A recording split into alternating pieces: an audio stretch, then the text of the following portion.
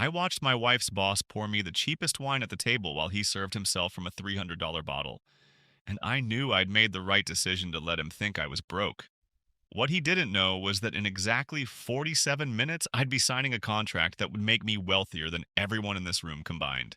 My name is Jake Morrison, and I'm about to teach some very successful people a lesson about judging books by their covers. Before we dive into the story, make sure to smash subscribe because tomorrow we have an extra special story for you that will blow your mind. Let me start by saying I'm not broke. Far from it. I'm the founder and CEO of a software company that specializes in AI driven logistics solutions. Last quarter alone, we pulled in $8 million in revenue. My personal net worth sits comfortably at $23 million. I drive a Tesla Model S, own a home in an upscale neighborhood, and have investment properties in 3 states. But my wife Sarah's colleagues don't know any of this, and that's by design. Sarah works at Anderson and Drake, one of the most prestigious consulting firms in Chicago. She's brilliant at what she does, climbing the corporate ladder faster than anyone in her cohort. She's a senior consultant now, pulling in a respectable $180,000 a year. I'm proud of her, but her workplace is toxic in ways that wouldn't be immediately obvious to an outsider. It's the kind of place where people measure their worth by the size of their bonuses, the brands they wear, and the exclusivity of the restaurants where they're seen. Sarah has told me stories about colleagues being quietly pushed out because they didn't fit the culture. Translation, they didn't have enough money or the right pedigree. When Sarah and I got married 3 years ago, I made a decision. I would keep my business life separate from her work life. When she introduced me to colleagues at company events, I was vague about what I did. I work in tech, I'd say. Small software stuff, nothing exciting. People naturally assumed small software stuff meant I was barely scraping by, maybe doing freelance web design or IT support. I never corrected them. Sarah knew the truth, of course, but she understood why I kept it quiet. We'd both seen how her colleagues treated people they perceived as beneath them. What I didn't expect was how much Sarah's boss, Richard Thornton, would take that perception and run with it. Richard is everything you'd imagine when you picture a corporate executive who peaked in his fraternity days. He's 52, silver haired, and carries himself with the kind of confidence that comes from never being told no. He wears suits that cost more than most people's monthly rent and drives a Porsche 911 that he mentions in every third conversation. 3 weeks ago, Sarah came home looking uncomfortable. Richard had invited us to dinner at his home in Lake Forest. A small gathering, he'd said. Just a few senior people and their spouses. Sarah's eyes told me everything. This wasn't optional. This was a test. He specifically mentioned you, Sarah said, sitting on our couch with her shoes kicked off. He said it would be nice to finally meet the mysterious husband. Jake, I think he's checking to see if I'm suitable for partnership. Partnership. The golden ring Sarah had been reaching for since she started the firm. It came with a 7-figure income, equity in the company, and the kind of prestige that opened doors everywhere. What do you want me to do? I asked, though I already knew. Just be yourself, she said. Then, after a pause, maybe just don't mention the business too much. Richard can be weird about other people's success. I understood what she wasn't saying. Play down, blend in, don't outshine anyone. And that's when I decided to give Richard Thornton exactly what he expected. A broke, struggling husband who was clearly punching above his weight by being married to Sarah. The morning of the dinner, I stood in my closet making strategic choices. I own several Tom Ford suits that would make Richard's look off the rack. I have a Patek Philippe watch worth more than his Porsche. But tonight, I reached for different items. I pulled out a pair of khakis I'd bought at Target 5 years ago, back when I was actually building the company from nothing. I found a button-down shirt from Kohl's, slightly wrinkled, the kind that screams, I don't have money for dry cleaning. My shoes were Clark's, comfortable but clearly budget-friendly. I looked in the mirror and saw exactly what I wanted Richard to see. A man who was trying his best but falling short. A man who didn't belong in Lake Forest mansions. A man who should be grateful his wife tolerated him. Sarah emerged from our bedroom looking stunning in a designer dress I'd bought her for her birthday. She saw my outfit and something flickered across her face. Relief? Approval? I couldn't quite read it, and that bothered me more than I wanted to admit. You look nice, she said, but her voice was off. Thanks, I replied. Which car should we take? I knew the answer before she said it. We had three cars, my Tesla, Sarah's BMW, and my old Honda Accord from grad school that I kept for nostalgia and occasionally used for errands. Maybe the Honda? Sarah suggested. The Tesla might seem. I don't know. It's just that Richard can be judgmental. There it was. The first real crack in the facade. My wife was ashamed of me. Not the real me, but the version she was allowing her colleagues to believe existed. And now she was managing that perception, asking me to actively participate in making myself look worse. I could have called it off right there. I could have said, Sarah, I'm not doing this. I'm not pretending to be less than I am to make your boss comfortable. But I didn't, because I wanted to see how far this would go. And I wanted to see exactly how Richard Thornton treated people he thought were beneath him. And honestly, I wanted to see how Sarah would handle it. Honda it is, I said. The drive to Lake Forest took 45 minutes. Sarah spent most of it briefing me on who would be there and what topics to avoid. Don't talk politics. Don't mention money. If someone asks about work, keep it brief and boring. Richard's wife Diana can be a bit much, Sarah added as we pulled into the neighborhood. She collects art and loves to talk about it. Just nod and smile. Got it, I said. Nod and smile. Be forgettable. Sarah reached over and squeezed my hand. I know this is weird, but it's important to me. This partnership could change everything. I understand, I said. And I did. What I was starting to wonder was whether the partnership was worth what it was costing her. What it was costing us. Richard's house was exactly what I expected.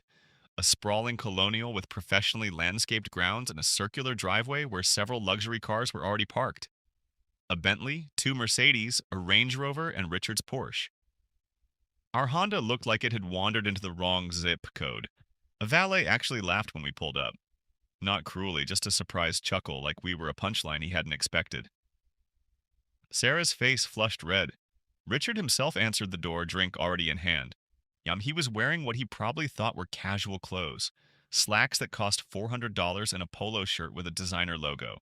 Sarah! He air-kissed both her cheeks. So glad you could make it, and this must be Jake. He extended his hand and I shook it.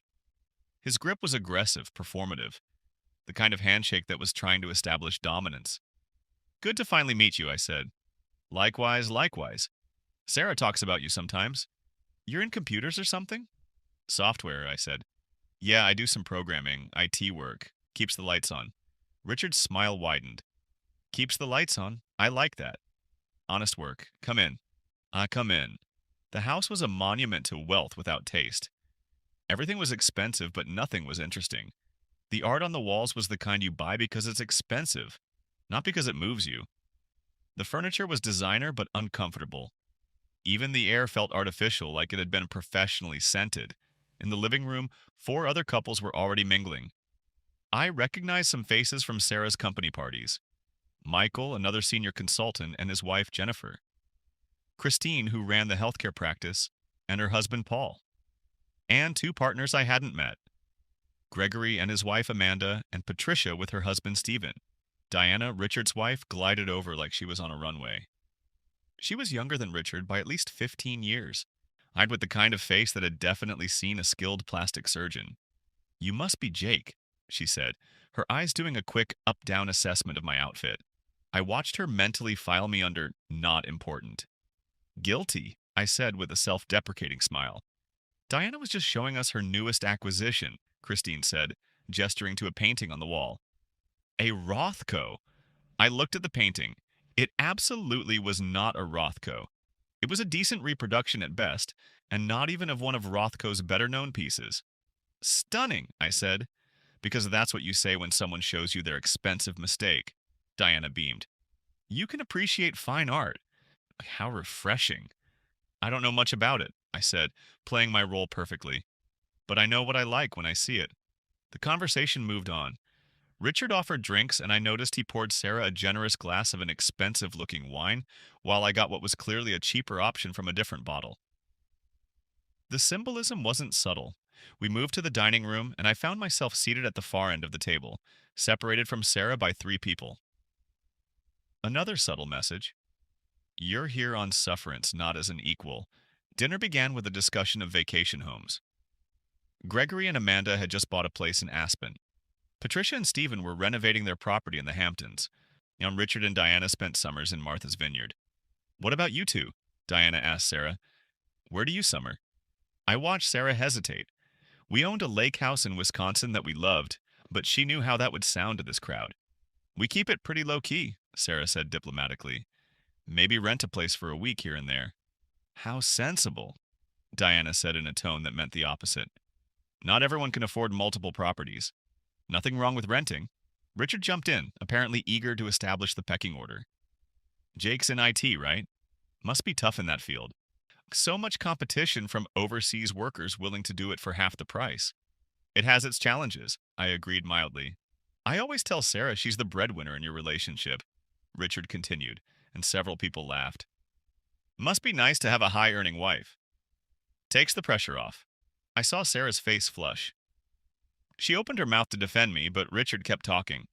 No shame in that, of course. Modern relationships and all. My Diana here doesn't work at all, but that's different. She manages our household, our social commitments, the properties. It's a full-time job in itself. Diana nodded regally, as if managing staff and planning parties was equivalent to actual employment. Yeah, the dinner continued in this vein. Every conversation somehow circled back to money, status, and subtle, sometimes not so subtle, put-downs. Michael made a joke about whether I'd driven up in a car or a lawnmower after seeing the Honda. Patricia asked if I'd gone to college, genuinely surprised when I said yes, as if people in IT didn't need education. Through it all, I played my part perfectly. Self-deprecating, humble, slightly uncomfortable. The perfect target for their superiority complex. But I was also watching how easily they dismissed me, watching how they treated Sarah differently when they thought her husband was a nobody, watching how power and money made them feel entitled to casual cruelty. And I was watching Sarah, watching her laugh at jokes at my expense, watching her fail to defend me, watching her try so hard to fit in with these people that she was willing to sacrifice my dignity for it. Between the main course and dessert, I excused myself to use the bathroom. The house was large enough that it took me a minute to find it, walking down a hallway lined with more expensive, tasteless art. As I walked back, I heard voices from Richard's study. The door was slightly ajar, and I recognized Richard's voice along with Gregory's. I'm telling you, the deal is solid, Richard was saying. Patterson Industries is desperate for a digital transformation. They're looking at a $50 million contract. And they're considering Anderson and Drake? Gregory asked. It's between us and two other firms, but we need a technology partner. Someone who actually knows software implementation, AI integration, all that modern stuff. That's our weak point. What about bringing in a subcontractor? I've been talking to a few companies. There's one in particular, Morrison Tech Solutions. They specialize in exactly what Patterson needs. The problem is they're expensive, and their CEO is being difficult about terms. I smiled. Morrison Tech Solutions. My company. How difficult? Gregory asked. He wants a 50-50 partnership on the deal instead of a subcontractor fee. Can you believe that? Like some tech bro thinking he's on our level. What's his name? Jake Morrison. Apparently he's built a decent company, but he's got an ego on him. Keeps talking about his vision and strategic value. I offered him $2 million for the implementation work, and he turned it down flat. I had indeed turned it down, because the implementation work alone was worth $5 million minimum, and Richard knew it. He was trying to lowball me, banking on the fact that smaller companies get desperate for big contracts. So what are you going to do? Gregory asked. Keep shopping around, or maybe circle back to Morrison with a better offer if I have to. But I'll be damned if I'm giving some software geek an equal partnership. He should be grateful for whatever we offer him. I stood in that hallway, listening to Richard Thornton trash talk me, while I sat at his dinner table under a different name, and I felt something click into place. This man had no idea he'd just invited his biggest negotiating obstacle into his home.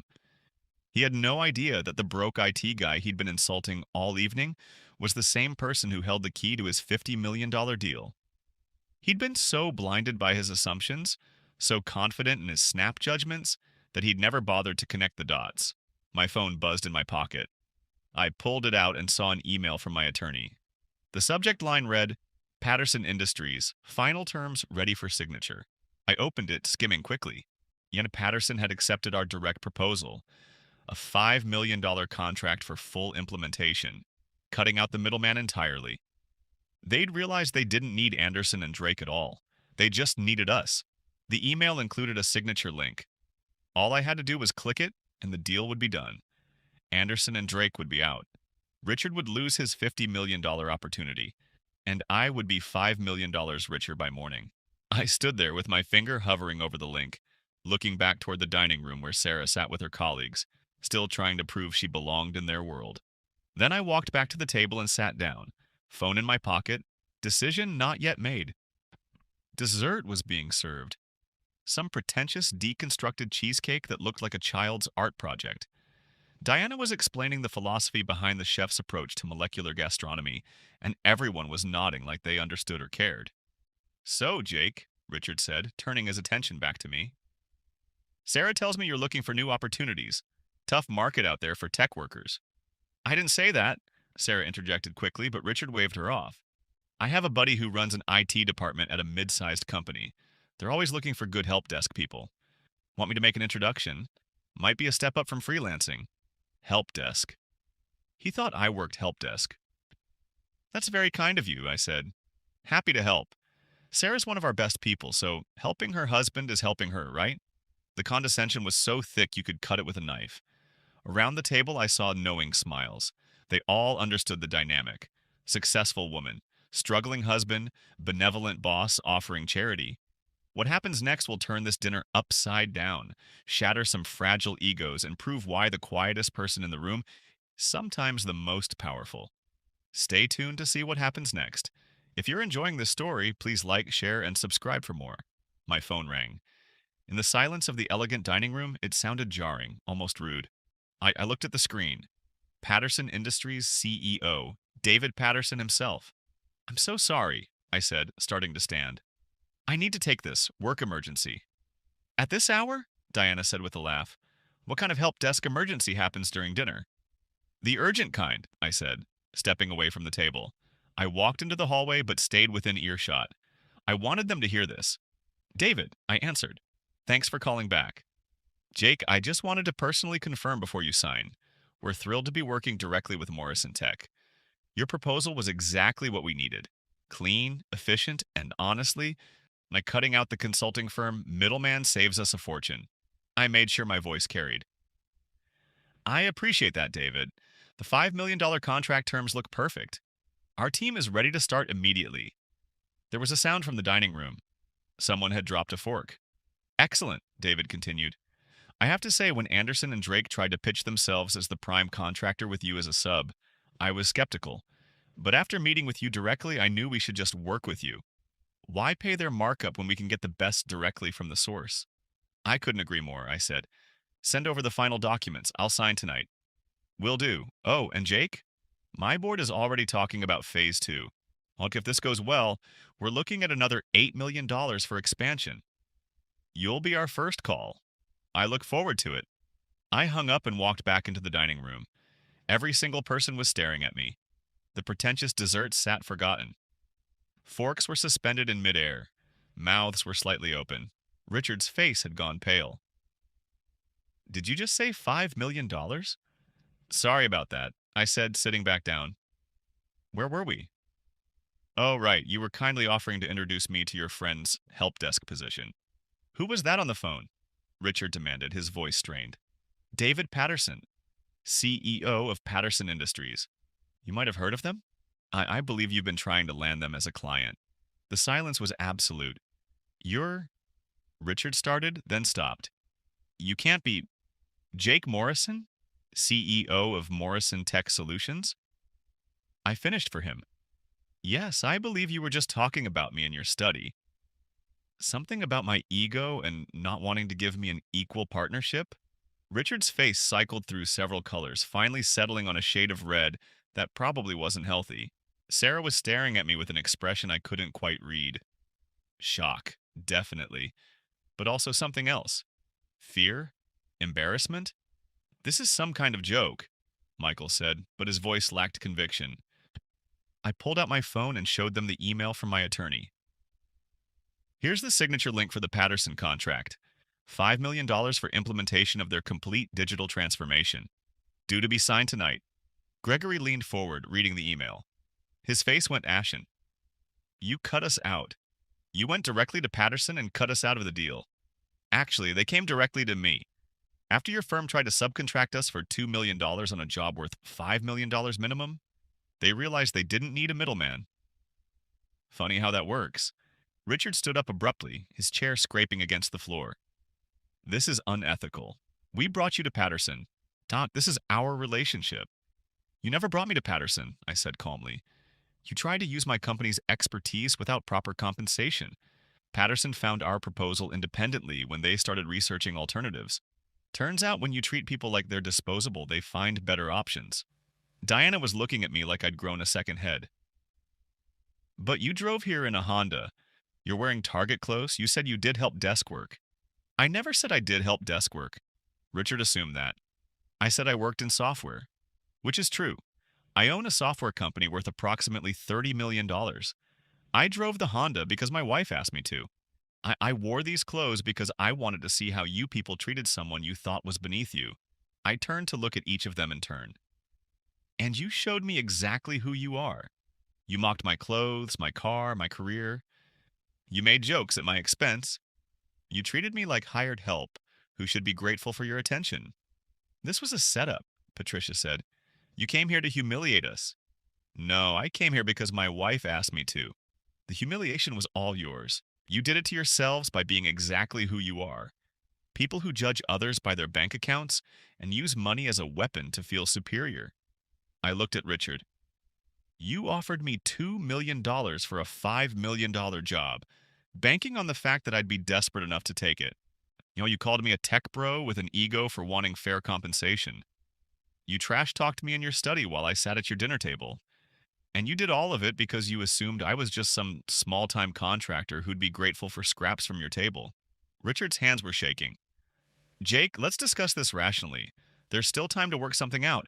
We can be partners on the Patterson deal. Real partners. You mean now that you know I have value, I'm worth being partners with? 20 minutes ago, I was good enough for a help desk referral. Now I'm partner material? I made a mistake, Richard said, and I could see the desperation in his eyes. I should have done my homework, but we can still make this work. 50-50, just like you originally wanted. Richard, I don't need you. Patterson doesn't need you. The only thing you brought to this deal was overhead and markup. I'm cutting out the middleman and taking the full contract directly. I stood up, pulling out my phone. In front of all of them, I clicked the signature link on the email. A confirmation screen appeared. Contract executed. $5 million engagement agreement signed. There, I said. Done. Patterson Industries is now a client of Morrison Tech Solutions. Anderson and Drake is officially out of the picture. Richard sank back into his chair like he'd been punched. That $50 million opportunity he'd been counting on had just evaporated. Without Patterson, his year was probably shot. Maybe his partnership. Gregory looked at me with something like respect mixed with fear. You played us. I didn't play anyone. I simply didn't correct your assumptions. You saw cheap clothes and an old car and decided I was worthless. That's on you. I turned to Sarah, who had been silent this entire time. Can we talk? Privately? She nodded mutely and followed me out of the dining room, through the grotesquely expensive hallway, and out onto the back terrace. The night air was cool and clean after the stifling atmosphere inside. Sarah wrapped her arms around herself, not looking at me. You knew, she finally said. You knew the whole time what you were doing. Yes. Why? Why put me through that? Put us through that? I looked at my wife, this brilliant woman I'd fallen in love with, and felt a sadness I hadn't expected. Sarah, do you know what hurt me the most tonight? It wasn't Richard's condescension or Diana's fake pity or Michael's jokes about my car. Then what? It was you. You asked me to drive the Honda. You asked me not to mention my business. You introduced me as just working in tech. You sat there while they mocked me and you said nothing. You laughed at jokes at my expense. You were ashamed of me. I wasn't. You were. You are. Not of the real me, but of what you thought these people would think of me. You care more about their opinions than about defending your husband. Sarah's eyes filled with tears. The partnership. The partnership isn't worth this.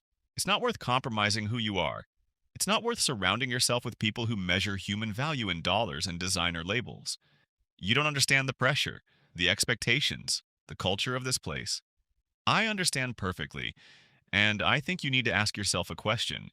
If you get this partnership, if you join their ranks, will you become them?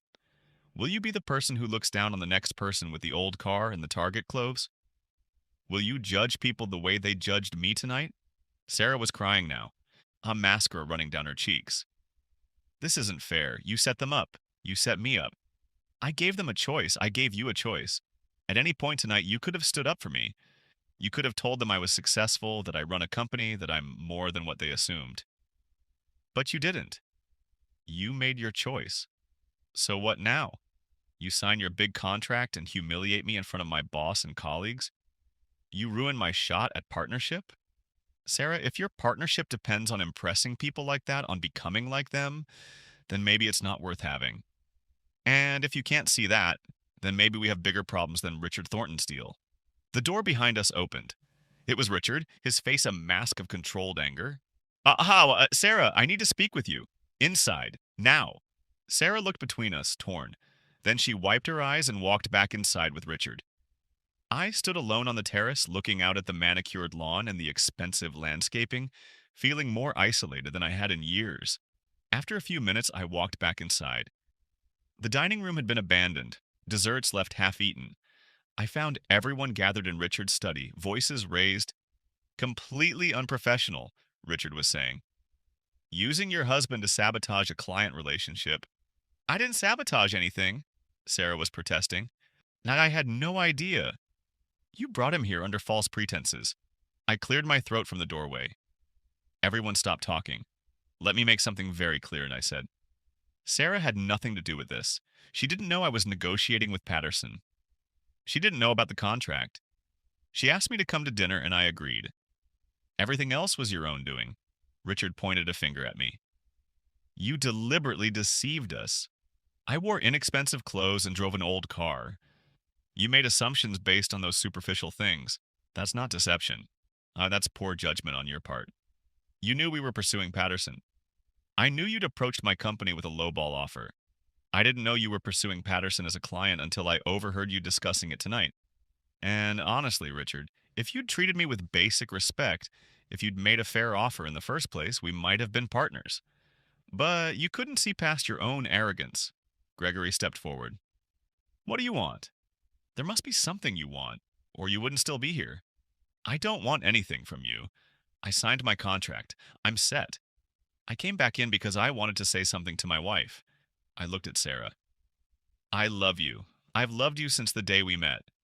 But I will not pretend to be less than I am to make other people comfortable. And I won't be married to someone who needs me to. You have a choice to make, Sarah. You can stay here, pursue this partnership, become one of them. Or you can leave with me right now and we can build a life based on actual values instead of dollar signs. The room was silent. Sarah stood frozen, eyes red, looking at me like I was a stranger. If I leave now, she said quietly, I lose everything I've worked for. Not everything. Just this.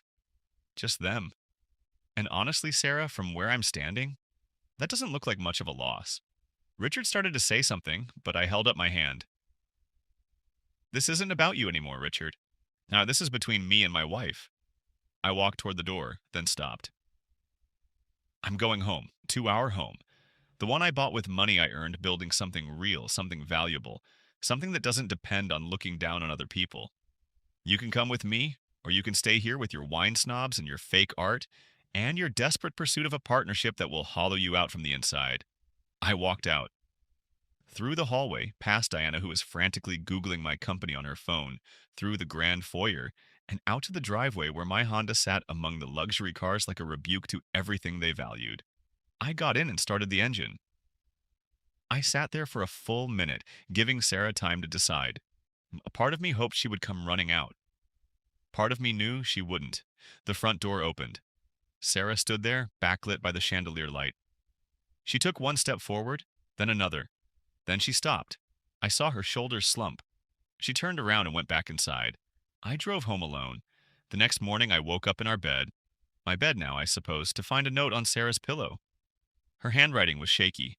I need time to think. Staying at a hotel. Don't call me. I'll call you when I'm ready. I sat there holding that note, feeling the weight of what I'd done. Had I been right? Had I been cruel? Maybe both. My phone buzzed. Yes, an email from David Patterson. Contract executed. Wire transfer of initial payment, $1.5 million, processed. Looking forward to working with you. $1.5 million had just hit my account. I'd secured a $5 million contract with potential for $8 million more. By any objective measure, last night had been a massive business success. So why did I feel like I'd lost everything that mattered? 3 days passed. Sarah didn't call. I threw myself into work, starting the Patterson project, hiring 2 new developers, planning the expansion. Every time my phone rang, I hoped it was her. It never was. On day 4, Sarah finally called. Her voice was quiet, controlled. Can we meet for coffee? We met at a neutral place, a cafe neither of us usually went to. Sarah looked tired. I probably looked worse. I handed in my resignation, she said without preamble. Left Anderson and Drake this morning. I stared at her. Sarah, let me finish. After you left, Richard spent an hour trying to blame me for losing Patterson. Said I should have disclosed your business, should have managed you better, should have prevented you from competing with them. When I pointed out that you were a separate person with your own company, he said that's not how partnerships work, that partners' spouses are extensions of the firm. She laughed bitterly. I sat there listening to him and I realized something. I've spent 3 years trying to impress these people. In 3 years changing who I am, how I dress, who I associate with. I was about to ask my husband to drive a worse car and wear cheaper clothes so I wouldn't be embarrassed. What kind of person does that make me? It makes you human, I said gently. We all want to fit in. No, it makes me someone I don't want to be. You were right, Jake. If getting